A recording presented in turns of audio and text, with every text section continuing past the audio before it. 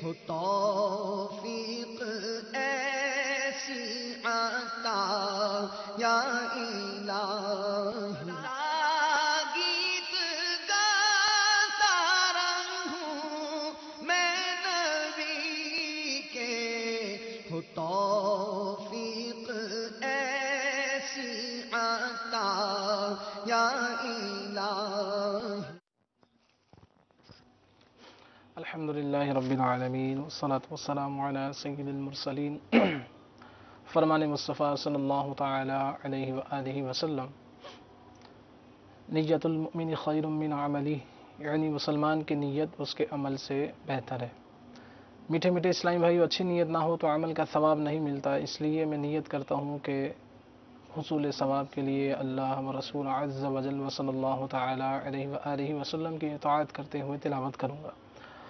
आप सभी तिलावत कुरान करीम की ताज़ीम की नीयत से जब तक हो सके निगाहें नीचे किए दो जानों बैठिए, और मज़ीद ये भी नीयत कीजिए कि दिदाए इलाही के लिए हुक्म कुरानी पर अमल करते हुए कान लगाकर खूब तवज्जो के साथ और अपने इख्तियार में हुआ और दिल में इखलास पाया तो हुक्म हदीस पर अमल करते हुए अश्कबारी करते हुए तिलावत सुनूँगा।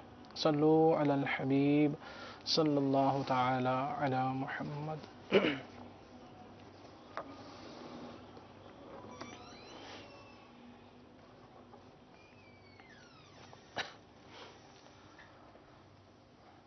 أعوذ بالله من الشيطان الرجيم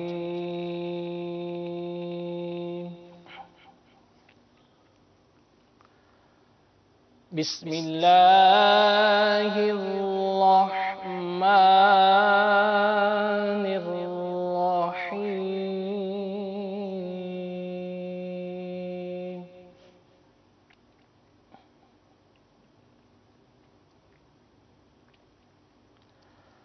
ألم تر كيف فعل ربك بأصحاب الفيل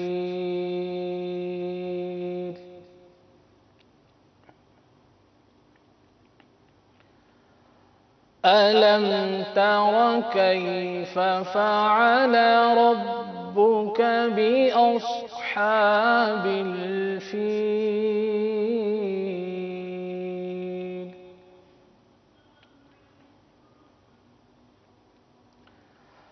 ألم يجعل كيدهم في تضليل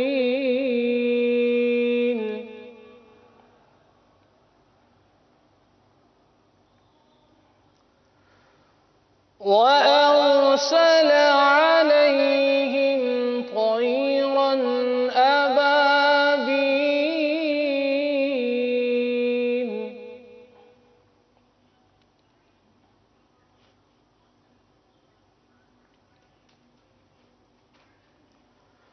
وأرسل عليهم طيرا أبابيل ترميهم بحجارة من سجيل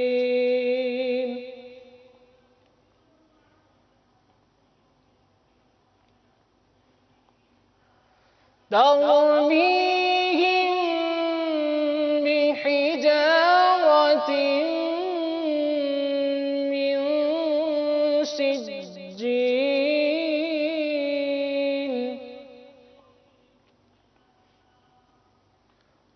فجعلهم كعصف مأكول ترميهم بحجارة من سجيل فجعلهم كعصف مأكول آمنت بالله صدق الله العظيم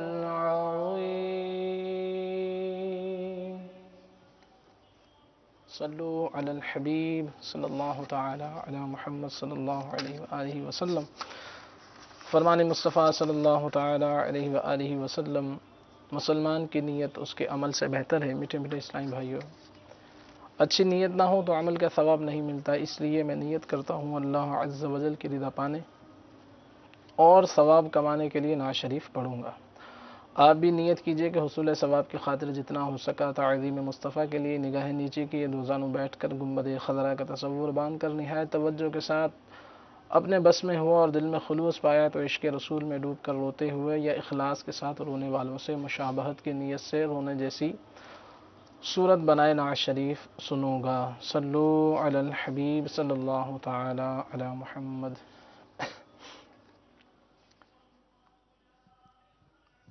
آئیے شیخ طریقت امیر اہل سنت دامت برکاتہم عالیہ کا مبارک کلام مل کر پڑھنے کی سعادت حاصل کرتے ہیں۔ صلی اللہ علیہ یا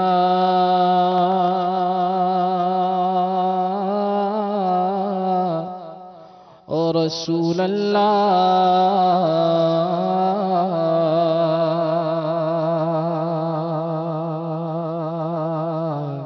وسلم علیک یا حبیب اللہ۔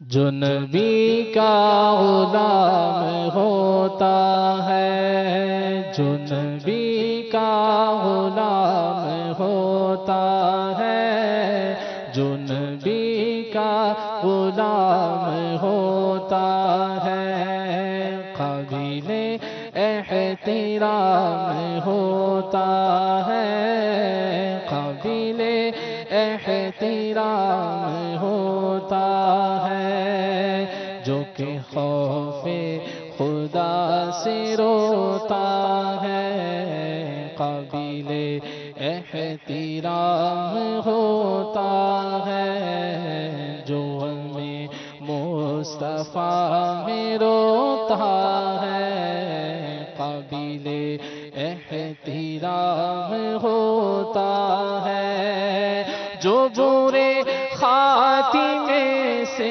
ڈرتا ہے، جو برے خاتمے سے ڈرتا ہے، قابل احترام ہوتا ہے، جو نبی کا غلام ہوتا ہے، قابل احترام ہوتا ہے، جو دینے کی دعوت بھائی، قابل احترام ہوتا ہے، جو بھی اپنائے مدنی انعامات، قابل احترام ہوتا ہے، جو بھی ہے قافلوں کا شیدائی، جو بھی ہے قافلوں کا شیدائی،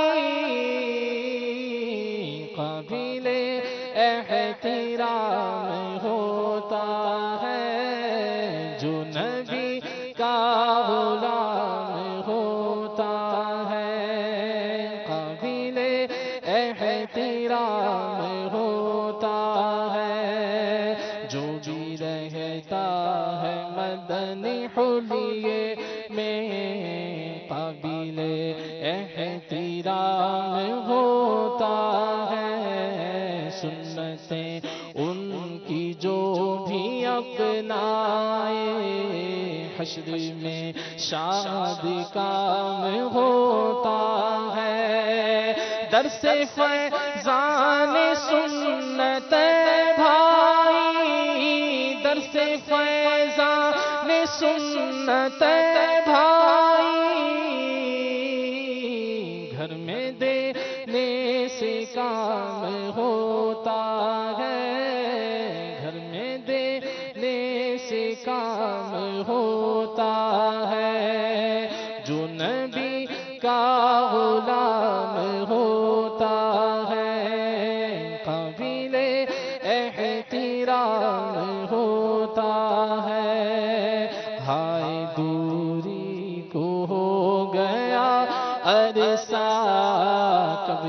حاضر غلام ہوتا ہے، کب مدینے میں حاضری ہوگی، کب مدینے میں حاضری ہوگی، جانے کب میرا کام ہوتا ہے، جانے کب میرا کام ہوتا ہے۔ جو درود و سلام پڑھتے ہیں ان پہ رب کا سلام ہوتا ہے۔ دیکھو اتار کب میرا طیبہ، دیکھو اتار کب میرا طیبہ، دیکھو اتار کب میرا طیبہ، دیکھو اتار کب میرا طیبہ، جانے والوں میں نام ہوتا ہے، جانے والوں میں نام ہوتا ہے۔ جو نبی کا غلام ہوتا ہے، جو نبی کا غلام ہوتا ہے، قابل احترام ہوتا ہے، جو نبی کا غلام ہوتا ہے۔ الحمدللہ رب العالمین، والصلاة والسلام على سید الانبیاء والمرسلین، اما بعد فاعوذ باللہ من الشیطان الرجیم، بسم اللہ الرحمن الرحیم، الصلاة والسلام علیک یا رسول اللہ وعلى آلک واصحابک یا حبیب اللہ، الصلاة والسلام علیک یا نبی اللہ وعلى آلک واصحابک یا نور اللہ۔ مدنی چینل کے ناظرین، دعوت اسلامی کے اشاعتی ادارے مکتبۃ المدینہ کی شائع کردہ نماز کے احکام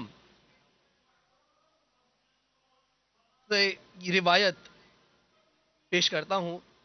سرکار دو عالم صلی اللہ علیہ وسلم کا فرمان عظمت عالی شان ہے، جس نے دن اور رات میں میری طرف شوق و محبت کی وجہ سے 3 بار درود پاک پڑھا، اللہ تبارک و تعالی پر حق ہے کہ وہ اس کے اس دن اور اس رات کے گناہ بخش دے۔ اچھی اچھی نیتوں کے ساتھ ہمیں بھی خوب کثرت کے ساتھ درود پاک پڑھنا چاہیے۔ الحمدللہ ثم الحمدللہ، مدنی مذاکرے کا آغاز ہوا چاہتا ہے تلاوت و نعت کے ساتھ۔ الحمدللہ مدنی مذاکرے کا آغاز ہو چکا ہے انشاءاللہ عز و جل۔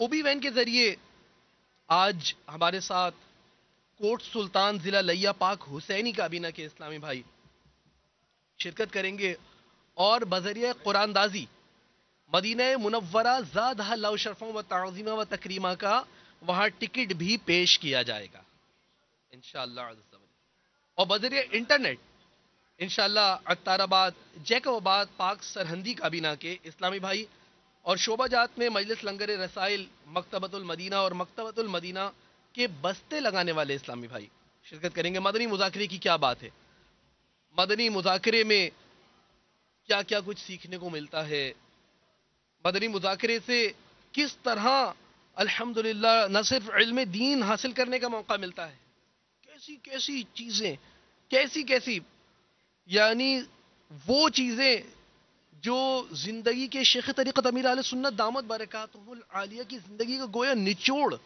وہ تجربات ہمیں سیکھنے کو ملتے ہیں۔ دریا کو، بلکہ کہنا چاہیے سمندر کو کوزے میں بند کر کے بہت آسان کر کے مدنی مذاکرے میں ہمیں سمجھایا اور سکھایا جاتا ہے۔ مدنی مذاکرے سے الحمدللہ مدنی مذاکرے کی برکت سے فسق و فجور کے عادی افراد گناہوں سے تائب ہو جاتے ہیں۔ ایسی بے شمار مثالیں ملتی ہیں. کفر کی گندگی زائل ہو جاتی ہے, قلب اسلام سے منور ہو جاتا ہے. مدنی کسوٹی بھی ہوتی ہے اور پیاری پیاری رمضانی کسوٹی کا بھی سلسلہ ہوتا ہے. شیخ طریقت امیر اہل سنت دامت برکاتہم العالیہ نے حکیم اسلامی بھائیوں سے پرسوں یہ سوال بھی فرمایا کہ ابو ہریرہ رضی اللہ تعالیٰ عنہ کا اصل نام کیا تھا.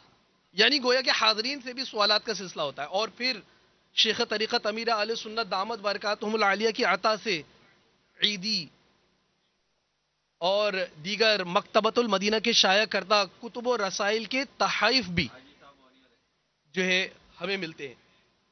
اور اس سے قبل نگران مرکزی مجلس شورا حضرت مولانا ابو حامد حاجی محمد عمران عطاری مد ذلہ العالی بزرگان دین کا تذکرہ فرماتے ہیں, کتاب کا تعارف کرواتے ہیں. الحمدللہ نگران شورا پی سی آر کی طرف تشریف لا رہے ہیں اور انشاءاللہ آپ کے جو مدنی پھولوں سے بھی ہم استفادہ کریں گے. بزرگوں کا تذکرہ بھی ہوگا, کتاب کا تعارف بھی ہوگا, اور پھر نگران مرکزی مجلس شورا انشاءاللہ بذریعہ اوبی وین اور بذریعہ انٹرنیٹ جو اسلامی بھائی مدنی مذاکرہ اجتماع میں شرکت کریں گے, ان سے تیاریوں کا جائزہ بھی فرماتے ہیں. سوال جواب کا بھی ان سے سلسلہ ہوتا ہے. اللہ تبارک و تعالی مدنی مذاکروں میں استقامت کے ساتھ شرکت کی توفیق عطا فرمائے. رحمۃ اللہ وبرکاتہ. وعلیکم السلام. سبحان اللہ. کیسے میٹھے والے اسلام بھائی؟ وعلیکم السلام باپو. وعلیکم السلام ورحمۃ اللہ وبرکاتہ. المدینہ. کیسی طبیعت ہے؟ الحمد للہ رب العالمین علی کل حال. ایسا عشرہ رحمت ہائے بالکل کوچ پر ہے. بالکل اختتامی گھڑیاں اور آج آخری شب ہے. کل اگر ہم زندہ رہ بھی گئے تو اس وقت عشرہ رحمت ہمارے ساتھ نہیں ہوگا. ایسا اس مرتبہ بھی آپ کو فیل ہو رہا ہے کہ تھوڑا تیزی سے رمضان رخصت ہو رہا ہے اس حوالے سے کچھ؟ تھوڑا تیزی سے تو نہیں کہہ سکتے, یہ کہہ سکتے ہیں کہ تیزی کے ساتھ رمضان مبارک کی گھڑیاں بیتی جا رہی ہیں. اور اس بار بھی ہم ایسا لگ رہا ہے کہ پچھلے سالوں کی طرح اس سال بھی اس کی قدر نہ کر پائیں جس طرح کی ابھی ہماری کیفیت ہے. اللہ تعالیٰ رحمت والا ہے, اپنی رحمت سے ہماری خطاؤں کو معاف فرمائے اور عشرہ رحمت بھی ہم سے راضی ہو کر رخصت ہو. ایک کاش عشرہ مغفرت میں جو ہم داخل ہوں گے تو اس میں ہمارا انداز اور ہمارا طریقہ کار اور پھر اب تک کی جو کوتاہیاں ان کو ہمیں دور کرنی ہے. ایسا تھوڑا مغفرت کے متعلق مغفرت کے بارے میں بس اللہ تبارک و تعالیٰ سے گناہوں کی بخشش طلب کرنی ہے, مغفرت کی التجا کرنی ہے, توبہ صحیح کرنی ہے, سچی کرنی ہے اور اس پر قائم رہنے کی کوشش کرنی ہے کہ اللہ تعالیٰ نے یہ اس کا پہلا عشرہ رحمت فرمایا عطا کیا, دوسرا عشرہ مغفرت عطا کیا, تیسرا عشرہ جہنم سے آزادی کا عطا کیا گیا ہے. آج کی تیاری اپنے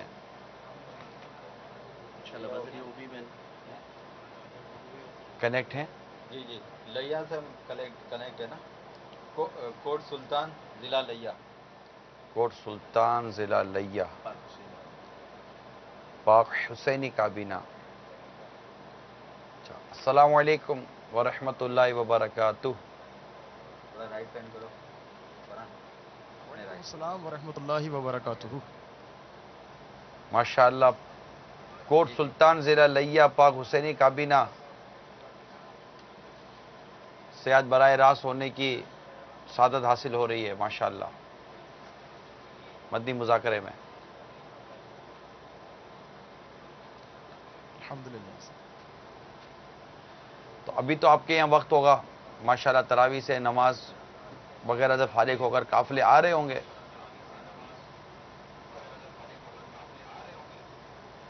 یہ سب ابھی تراویح جاری ہے الحمدللہ, اور مدنی قافلے بھی آ رہے ہیں. اور الحمدللہ یہ جو حسینی کابینہ ہے ہماری, یہاں پر الحمدللہ جتنے بھی پہلے سابقہ ہمارے مدنی مذاکرہ اجتماع ہوئے ہیں بہت ماشاءاللہ انہوں نے اچھی تیاری کی ہے. آج بھی اللہ کی رحمت سے بہت اچھی تیاری ہے. انشاءاللہ بھرپور اجتماع ہوگا آج انشاءاللہ. چلے اللہ تعالیٰ کی رحمت سے بہتر ہوگا. ہم دیکھتے ہیں کہ کیسی تیاری آپ کی ہے. اسلامی بھائیوں بھی ابھی آئیں گے انشاءاللہ تعالیٰ. کچھ اعتکاف وغیرہ کے حوالے سے بتائیے کہ آپ کے یہاں پورے ماہ رمضان کا اعتکاف ہو رہا ہے؟ بھائی صاحب نگران کابینہ جو ہیں اقبال بھائی وہ تراویح میں مصروف ہیں ابھی، اور ان کے غالباً فیضان مدینہ لیہ میں 30 دن کا اعتکاف جاری ہے. چلے ماشاءاللہ جب وہ آ جائیں تب دیکھ لیں گے. اللہ تعالیٰ برکت عطا فرمائے. بہت بہت شکریہ. اللہ تعالیٰ انشاءاللہ. کرے کہ ہم رات جب تک مدنی مذاکرہ ہم شرکت کرنے میں کامیاب ہو سکیں. صلو علی الحبیب صلی اللہ تعالی علیہ وسلم. مدنی چینل کے ناظرین، آج دو اہم ترین معاملات ہیں. ایک ام المومنین سیدتنا خدیجۃ الکبریٰ رضی اللہ تعالی عنہا کی آج شب عرس ہے، 10 رمضان مبارک. اور آج مدنی چینل کو 6 سال پورے ہوئے الحمدللہ. تو اللہ تبارک و تعالیٰ کی کروڑا کروڑ رحمت ہے. تو آپ بھی اگر مدنی چینل کے 6 سال پورے ہونے پر اپنی کوئی کال ریکارڈ کروانا چاہیں تو آپ کال ریکارڈ کروا سکتے ہیں. ہم روزانہ کسی نہ کسی شخصیت کا ذکر مبارک کرنے کی کوشش کرتے ہیں. آئیے سنتے ہیں ایک شخصیت کا تذکرہ. لے رمضان رمضان رمضان رمضان رمضان رمضان فیضان رمضان. صلو علی الحبیب صلی اللہ تعالی علی محمد. یقیناً آج جس کا تذکرہ ہم سننے جائیں گے ان کا تعلق آج کی رات سے ہی ہے، اور طاہرہ کے وہ لقب سے یاد کی جاتی ہیں. ام المومنین سیدتنا خدیجۃ الکبریٰ رضی اللہ تعالی عنہا. یہ میرے آقا صلی اللہ تعالی علیہ وآلہ وسلم کے نکاح میں آئیں. اس وقت کم و بیش میرے آقا صلی اللہ تعالی وسلم کی عمر مبارک 25 برس بتائی جاتی ہے. یہ ایک تجارت کیا کرتی تھی، اور ان کا پیچھے جو بیک گراؤنڈ تھا وہ بہت مضبوط تھا، فائنینشلی طور پر بھی بہت اسٹرانگ تھی. اور ان کے جو شوہر تھے ان کا وہ نہیں تھے. تو اسی صورت میں وہ تجارت کرتی اور تجارت کے لیے مال بھیجا کرتی تھی. اسی میں سرکار صلی اللہ تعالی علیہ وآلہ وسلم کے ساتھ بھی تجارت کا معاملہ رہا، اور آقا صلی اللہ تعالی علیہ وسلم ان کا مال تجارت لے کر تشریف لے گئے. ساتھ خدیجۃ الکبریٰ رضی اللہ تعالی عنہا کا غلام بھی ساتھ. اور جب واپسی پر پتہ چلا کہ سرکار صلی اللہ تعالی وسلم کے کردار اور اخلاق کس قدر اعلیٰ ہیں، اور سرکار صلی اللہ تعالی علیہ وسلم کا جو انداز تجارت پتہ چلا، پھر اس سلوک کا جو معاملہ پتہ چلا، تو پھر مشاورت وغیرہ ہوئی اور سرکار صلی اللہ تعالی علیہ وسلم کا نکاح سیدتنا خدیجۃ الکبریٰ رضی اللہ تعالی عنہا سے ہو گیا. اور تجارت بھی بڑی نفع بخش تھی. حضرت سیدتنا خدیجۃ الکبریٰ رضی اللہ تعالی عنہا کے فضائل میں کئی حدیثیں وارد ہیں. چنانچہ سیدنا ابو ہریرہ رضی اللہ تعالی عنہ راوی ہیں کہ حضرت سیدنا جبریل امین حضور اکرم صلی اللہ تعالی علیہ وسلم خدمت میں حاضر و عرض کی، یہ خدیجہ ہیں جو آپ کے پاس ایک برتن لے کر آ رہی ہیں جس میں کھانا ہے. یہ آپ کے پاس آ جائیں تو آپ ان سے ان کے رب کا اور میرا سلام کہہ دیں، اور ان کو یہ خوشخبری سنا دیں کہ جنت میں ان کے لیے موتی کا ایک گھر بنا ہے جس میں نہ کوئی شور ہوگا اور نہ کوئی تکلیف. جب رسول اکرم صلی اللہ تعالی علیہ وسلم نے ام المومنین خدیجۃ الکبریٰ رضی اللہ تعالی عنہا کو سلام پہنچایا تو انہوں نے جواباً کہا اللہ السلام و منہ السلام و علیک السلام و علی جبریل السلام و علی کل من سمع السلام الا الشیطان. اللہ عز و جل سلام ہے، اس کی طرف سے سلام آیا ہے. یا رسول اللہ صلی اللہ علیہ وسلم آپ پر سلام ہو، جبریل علیہ السلام پر سلام ہو، اور شیطان کے علاوہ جس نے سنا اس پر سلام ہو.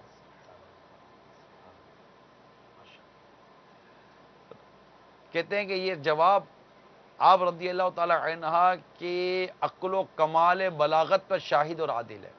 یعنی جس قدر یہ آپ کا جو رپلائی تھا، یہ عام رپلائی نہیں ہے. نارملی طور پر یہ یقیناً آپ کی بڑی کمال درجے کا یہ رپلائی تھا.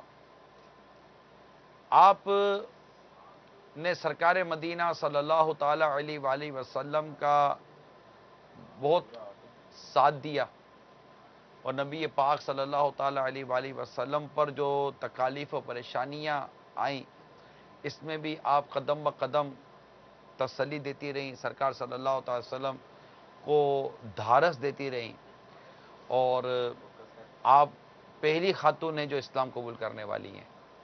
یعنی جب اسلام قبول کرنے والوں کے اول کے جو کلام ہوتا ہے کہ سب سے پہلے اسلام کس نے قبول کیا، تو بعض روایتوں میں آتا ہے صدیق اکبر رضی اللہ تعالیٰ عنہ نے، بعض میں آتا ہے خطیط الکبریٰ رضی اللہ تعالیٰ عنہ نے، بعض میں آیا کہ حضرت زید رضی اللہ تعالیٰ عنہ نے، بعض میں آیا کہ مولا علی کرم اللہ تعالیٰ وجہ الکریم نے.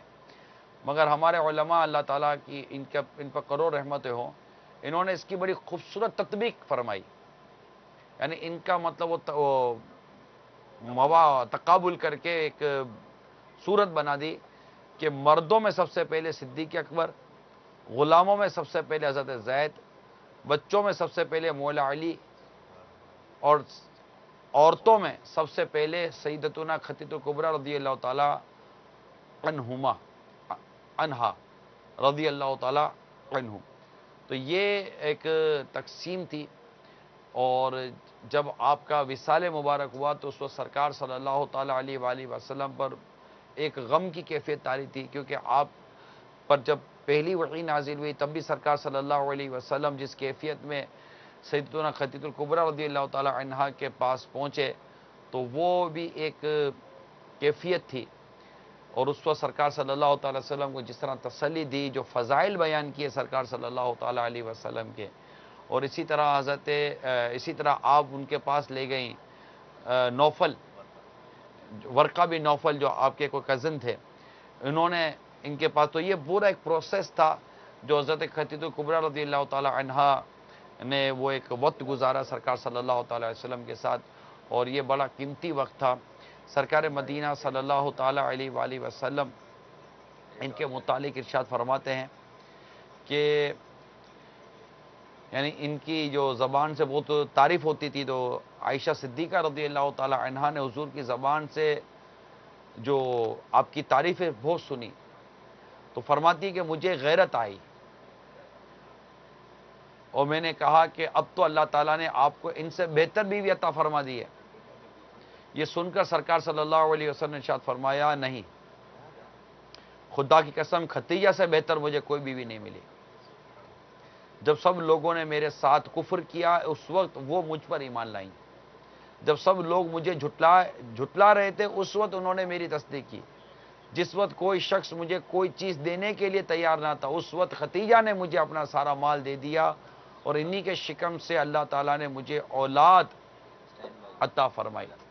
تو میرے میٹھے میٹھے اور پیارے پیارے اسلامی بھائیوں اور مدنی چینل کے ناظرین، مزید ان کے متعلق انشاءاللہ تعالی ہم کچھ فضائل بیان کریں گے. اگر ہمارے مفتی صاحب ہم سے کنیکٹ ہو گئے ہوں تو بتا دیا جائے. ہاں، مفتی صاحب سے جو ہی اور رابطہ ہو جائے. باپو آپ تھوڑا مزید ناظرین کو لے کر تھوڑا سا چلیں، اور میں اس وقت دیکھوں گی کیا پوزیشن ہے. انشاءاللہ عز و جل آپ نے جو خدیجہ الکبریٰ رضی اللہ تعالی عنہا کے متعلق بتایا، حضرت سیدنا خدیجہ الکبریٰ رضی اللہ تعالی عنہا کی ایصال ثواب کے لیے میرے شیخ طریقت امیر اہل سنت حضرت مولانا ابو البلال الیاس عطار قادری رضوی ضیائی دامت برکاتہم العالیہ نے بھی ترغیب دلاتے ہوئے ان کے ایصال ثواب کے لیے فیضان خدیجۃ الکبریٰ رضی اللہ تعالی عنہا کے نام سے مساجد کی تعمیرات کا بھی ارشاد فرمایا، اور اس ضمن میں الحمدللہ کئی مساجد کی تعمیرات کا بھی سلسلہ ہوا کہ ایصال ثواب کے لیے.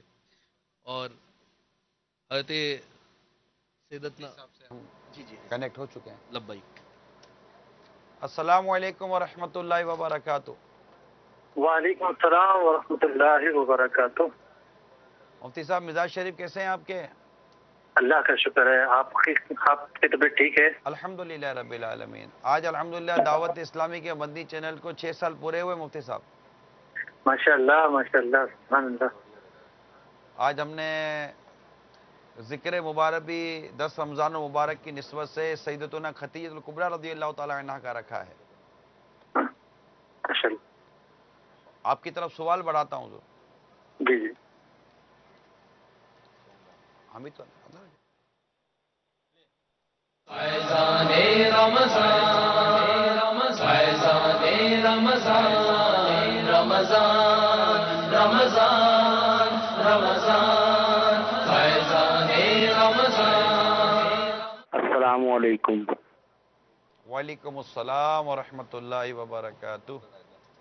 میرا نام محمد شاہد فقیر ہے، ملتان سے بات کر رہا ہوں میں. سر سوال یہ کرنا تھا کہ جو اسٹیٹ لائف جو ہے اس کے بارے میں مجھے معلومات لینی ہے کہ یہ حلال ہے کہ یہ حرام ہے. شکریہ، مہربانی.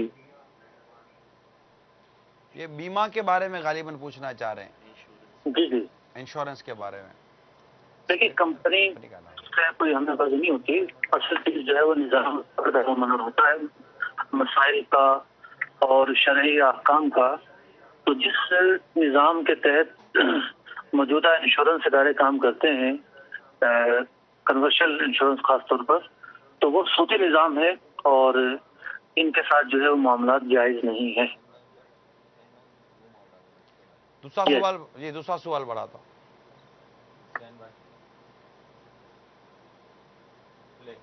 السلام علیکم. وعلیکم السلام ورحمۃ اللہ وبرکاتہ. میرا نام اقبال حسین. مجھے یہ معلوم کرنا ہے اگر ہم لڑکیوں کو تعلیم نہ دلوائیں کالج کی تو پھر وہ ڈاکٹر کیسے بنیں گی، پڑھیں گی کیسے، اور پھر ہماری لیڈیز کا علاج کیسے کریں گی؟ شکریہ. جی مفتی صاحب، غالباً یہ اس ضمن میں مجھے یاد پڑتا سوال آیا ہوگا شاید کہ کل تعلیم کے متعلق ہم نے کچھ مدنی مذاکرے میں بات چیت کی تھی کہ لڑکیوں کو جو فی زمانہ جس طرح کا ایک تعلیمی نظام ہے، تعلیمی انداز ہے، اور جو ایک ایٹماسفیئر کریٹ کیا گیا ہے اور ایک کو ایجوکیشن کا جو ایک ماحول بنا ہوا ہے، اس کے متعلق لڑکیوں کو تعلیمی اداروں میں بھیجنا اور پھر جو ان کے اخلاق اور ان کے کردار جو متاثر ہوتے ہیں، اس کے متعلق کل کچھ بیان ہوا تھا. ہو سکتا ہے کہ شاید یہ اس کے رد عمل میں بھی ہو سکتا ہے کہ کال آئی ہو. جی جی. دیکھیے یہاں دو چیزوں کو سامنے رکھنا ہوگا. ایک تو یہ کہ قرآن مجید فرقان حمید نے والدین پر ایک ذمہ داری عائد کی ہے، قوا انفسکم واہلیکم نارا، اپنے آپ کو اور اپنے گھر والوں کو جہنم کی آگ سے بچاؤ.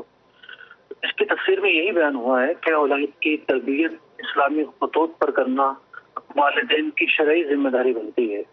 اگر ان کی کوتاہی یا غفلت کی وجہ سے ان میں کوئی بگاڑ پیدا ہوتا ہے تو پھر والدین کے مورد الزام ٹھہریں گے. تو یہ نہیں ہے کہ آنکھ بند کر کے اور صرف جو ہے وہ نہ صحیح دیکھنا نہ غلط دیکھنا اور چلتے رہنا ہے. اس کا نام اسلام نہیں ہے. اسلام نام ہے حلال چیزوں کو اختیار کرنے کا، حرام سے بچنے کا. اب دوسرا رخ یہ ہے کہ تعلیم کے تعلق سے تین چیزوں کو سامنے رکھنا پڑے گا.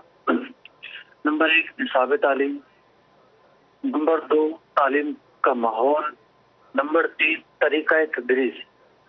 اب بعض دفعہ تو اس لیے جو ہے وہ کلام کیا جاتا ہے کہ نصاب تعلیم ہی درست نہیں ہے. اس میں وہ افکار پڑھائے جاتے ہیں کہ جو افکار لائق کے طلبہ نہیں ہوتے.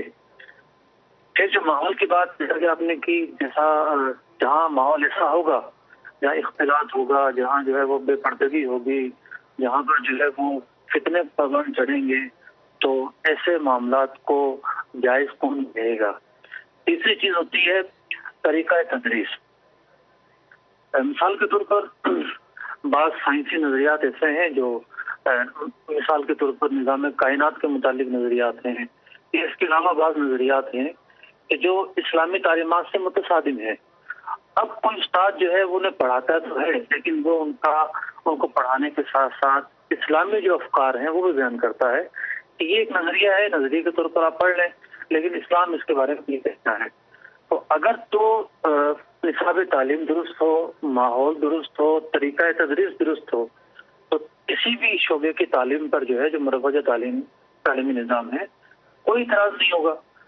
کوئی مطلب کہ کوئی بھی عالم دین ایسا نہیں ہوگا جیسے ناجائز کہیں. لیکن جب ان تینوں چیزوں میں سے کہیں بھی خرابی پائی جائے گی تو بلا شبہ ایسی چیزوں سے روکا جائے گا. بہت بہت شکریہ مفتی صاحب، اور بہت اللہ کرے کہ سننے والوں کو یہ ذہن میں آ جائے کہ ہم نے ہمارے بچوں کی تعلیم و تربیت کے لیے ہر حوالے سے اسلام و دین کو پیش نظر رکھنا ہے، نہ کہ آنکھیں بند کر کے دوڑنا ہے. اور بڑا پیارا تقابل کیا مدنی چینل کے ناظرین. ذرا غور طلب ہے کہ کیا پڑھ رہے ہیں، کس سے پڑھ رہے ہیں اور کہاں پڑھ رہے ہیں. جہاں پڑھ رہے ہیں وہاں کا انوائرمنٹ کیا ہے، ماحول کیا ہے. جو پڑھ رہے ہیں وہ شریعت کے مطابق ہے یا نہیں ہے. جس سے پڑھ رہے ہیں اس سے پڑھنا شریعت اس سے پڑھنے کی اجازت دیتا ہے یا نہیں دیتا. اس طرح کے بہت سارے میٹرز ہوتے ہیں. ان تمام چیزوں کو سامنے رکھ کر فیصلہ کریں. ماں باپ کی ذمہ داری ہے. اللہ تعالیٰ نے آپ کو اولاد کی نعمت سے نوازا ہے. اس کو کس طرح کہاں بھیجنا ہے اس کے متعلق شرعی رہنمائی کے بغیر ہمیں قدم نہیں اٹھانا چاہیے. جب آپ اپنی رقم بغیر کسی تجربے کار آدمی سے پوچھے بغیر کہیں نہیں لگاتے تو آپ اپنی اولاد کے اس سے بہتر سرمایہ کیا ہوگا آپ کے پاس.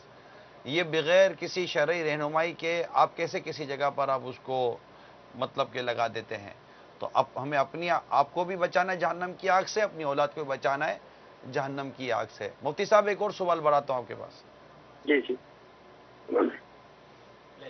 میں محمد افتخار بول رہا ہوں کراچی سے. سوال یہ کرنا تھا کہ مسجد میں زکوٰۃ کا پیسہ دیا جا سکتا ہے؟ مسجد تعمیر ہو رہی ہو تو مسجد میں زکوٰۃ تعمیرات مسجد میں لگا سکتے ہیں. زکوٰۃ کے لیے تملیک فقیر ضروری ہے. مطلب اس کا یہ ہے کہ زکوٰۃ کی رقم کو تعمیرات کسی رفائی کام پر خرچ نہیں کیا جا سکتا. جیسے مساجد کی تعمیر کیسے ہوگی؟ سریہ بجری سیمنٹ یہ خریدنی پڑے گی، یا کوئی ہاسپٹل بنا رہا ہے یا کوئی اکوپمنٹ کسی اسپتال کے لیے خریدنا ہے تو براہ راست نہیں خریدی جا سکتی کوئی بھی چیز. اس کے لیے ضروری ہے کہ کوئی ایسا مسلمان جو مستحق ہو اس کی ملکیت میں زکوٰۃ کی جو مالیت کی جو بھی چیز ہے وہ دی جائے. تو پہلی بات تو یہ کہ مسجد میں براہ راست لگانے سے یہ جو شرط ہے زکوٰۃ کی یہ نہیں پائی جاتی. دوسری بات یہ ہے کہ بعض ایسی جگہ ہیں کہ جہاں پر علماء نے شرعی ہلے کی اجازت دی ہے، جیسے مدارس ہیں کہ اب مدارس کے اندر اساتذہ کی تنخواہیں بھی ہوں گی، طلباء کا کھانا بھی ہوگا، یوٹیلیٹی بلز بھی ہوں گے، تعمیرات بھی ہوں گی. تو اب یہ تمام چیزیں کیسے چلیں گی؟ تو اس کے لیے شرعی ہلا جو بھی اس کی تفصیل بیان کی جاتی ہے اس کی اجازت دی ہے. لیکن مساجد کے تعلق سے علماء مطلقاً شرعی ہلے کی بھی اجازت نہیں دیتے. یہ نہیں ہے کہ آپ مساجد کے لیے جو ہے وہ لاکھوں روپے کا ماربل خریدیں یا لاکھوں روپے کا رنگ و روگن کا کام کروائیں اور دوسری طرف جو ہے وہ جو فقراء ہیں ان کا حق مارا جائے. ہاں کوئی ایسی جگہ ہے، کوئی ایسا علاقہ ہے دور دراز جہاں جو بنیادی طور پر مسجد ہوتی ہے، مطلب بنیادی اسٹرکچر ہی نہیں ہے، مسجد ہی نہیں ہے، اور علاقے والے غریب ہیں نہیں تعمیر کر سکتے، کوئی ایسی صورتحال آ جاتی ہے تو وہاں پہ ہلے کے ذریعے اجازت دی جاتی ہے. لیکن مطلقاً علماء اس کی اجازت نہیں دیتے، اور جہاں اجازت دیتے بھی ہیں تو پھر وہاں براہ راست ادائیگی کی صورت نہیں ہوتی. جی ایک اور سوال بڑھاتا ہوں آپ کے پاس. جی. السلام علیکم ورحمۃ اللہ وبرکاتہ.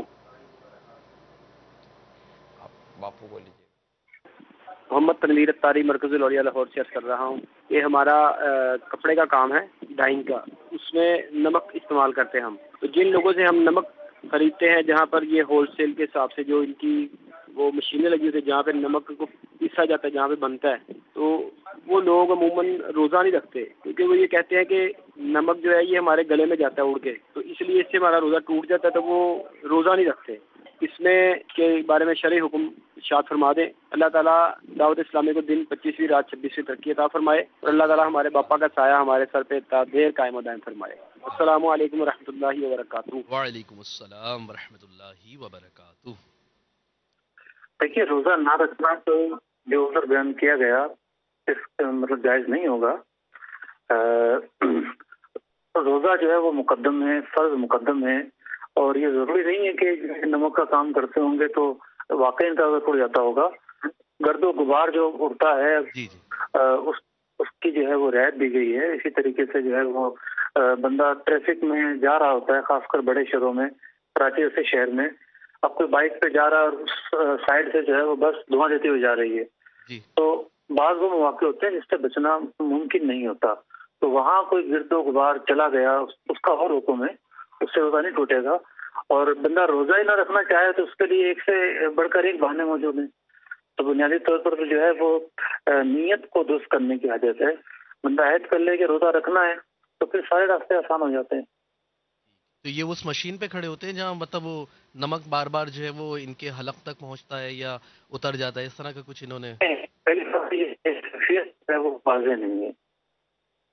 ان کا کام ہے اس میں نمک کی کس طریقے سے جاتا ہے، وہ جو آٹے کی مشین پر کیفیت ہوتی ہے وہ صورت ہے یا کوئی اور صورت ہے، کیفیت واضح نہیں ہے۔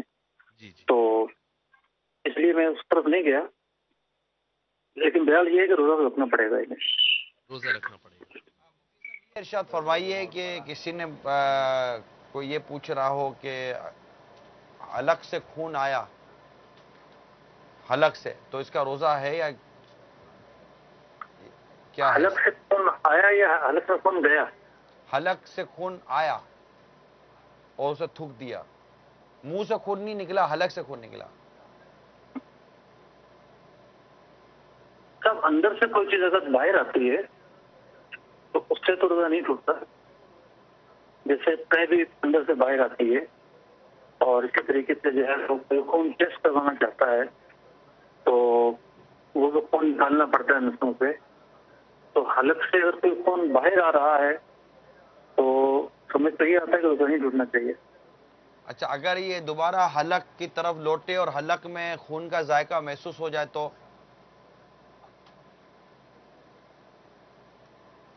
یہ مسئلہ تھوڑا سا پیچیدہ ہے، کیونکہ اگر تو وہ بیرونی حصے سے اندر گیا ہے، مطلب جو جیسے منہ ہے یہ حلق کے باہر کا حصہ ہے، تو منہ سے کوئی چیز اندر گئی ہے تو اس پر تو احکام جاری ہوتے ہیں، لیکن ایک حلق کے اندر ہی کوئی چیز ہے اور وہ اندر جا رہی ہے، وہ حلق میں تو وہ گھومتے کرنا گھومتے پڑے گا۔ دوبارہ اندر چلے۔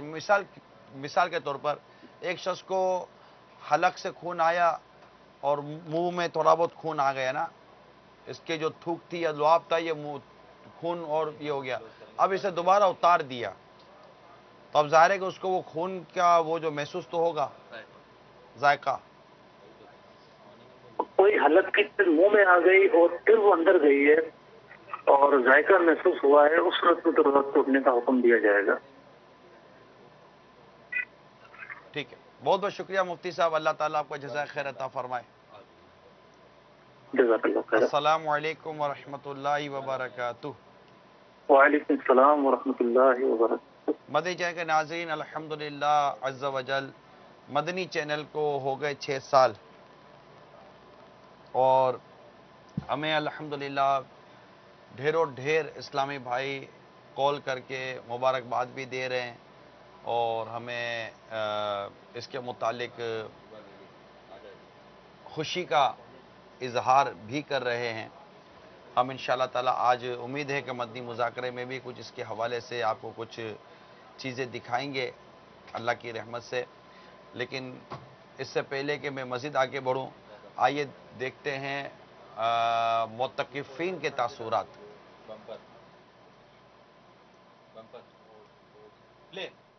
فیضان رمضان رمضان رمضان رمضان